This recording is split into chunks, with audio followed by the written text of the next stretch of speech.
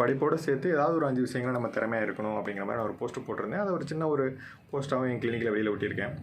அதை நிறைய பேரண்ட்ஸ் பார்க்குறாங்க. என்ன ரெஸ்பான்ஸ் கொடுக்குறாங்கன்னு எனக்கு தெரியல. ஆனால் ஒரு பேரண்ட் ஒருத்தர் பார்த்துட்டு தன்னுடைய பசங்களுக்கு வந்து கொஞ்சம் கம்மியாக தான் இருக்காங்க அப்படிங்கிற மாதிரி ஏதாவது எக்ஸ்ட்ரா கரிக்குலர் ஆக்டிவிட்டிஸ் தெரிஞ்சுக்கணும் அப்படிங்கிறதுக்காக சில விஷயங்களை சேர்த்து விட்டதாக வந்து என்கிட்ட சொன்னார்.